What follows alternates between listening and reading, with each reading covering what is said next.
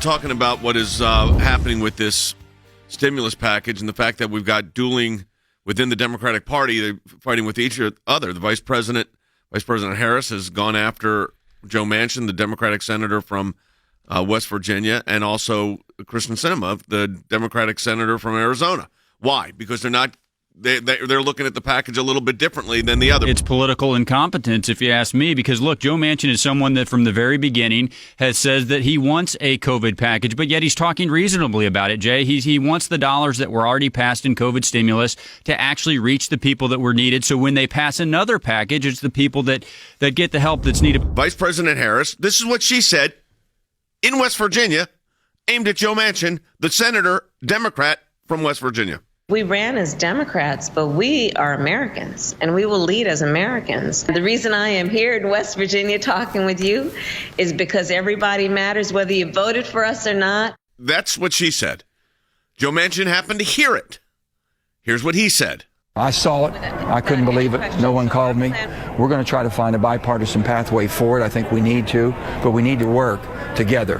That's not a way of working together, what was done. A bipartisan pathway, which is great. They're the same party. Intra-party disputes among the vice president and the senior senator from West Virginia should not be happening at this time. Through the media, of course, which is what always it seems to be. You can't just you take this. They're right down the street from each other. She said he didn't make a phone call. He didn't call me. The fact that did not happen, Jay, I think puts in great jeopardy the vote of Joe Manchin. And again, I mean, I know I sound like a broken record here, but if you don't get the vote of Joe Manchin, if you don't get the vote of Kirsten Sinema, that means you only have 48 votes from your party. You must get Republican votes to pass something through. And while they're doing that, in the House of Representatives, they're using a parliamentary tool that says we don't need any Republican votes. So, Jay, I'm not sure where they come up with a vote. When there's these situations where the American people's livelihood is played, as a piece in a game of chess to circumvent certain politicians because you may not agree with them, like I said, in the same party,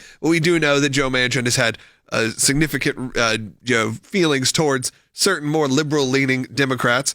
So what's the easy way to get around it? Go directly to his people. It's something she has the access to. And again, I believe she should have the access to. This is not necessarily the best way to do it. Here you got the Vice President of the United States attacking her own party because they don't like what the members of her own party are saying.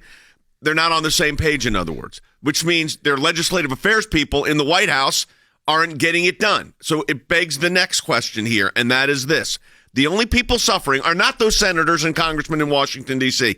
It's the American people. And they're using the media as a whipsaw, Logan, to kind of get this all fired up. It was brought up in the press briefing the other day. So let's take a listen so you have an idea of what's coming out, what kind of spin's coming out of the White House. Are you concerned that budget reconciliation even, may not be realistic or that you may lose some Democrats? Is that why Vice President Harris was making those calls to shore up Democratic support? Vice President Harris was making those calls because we want to make the case to the American people across the country. And obviously, she's not traveling to those states and holding big events or even events with not big crowds, but some crowd. And so this was a way to do exactly that. The question was, are you trying to shore up Democratic support? Well, if that was the goal from that call, it failed. Big fail. I'd say it failed. What does that even mean? They're not doing big events. They're not even doing small events. There's not events with crowds. There's not events with no crowds. There's not events at all. It was let's attack Joe Manchin and see if we can embarrass him into embracing something he doesn't want to do.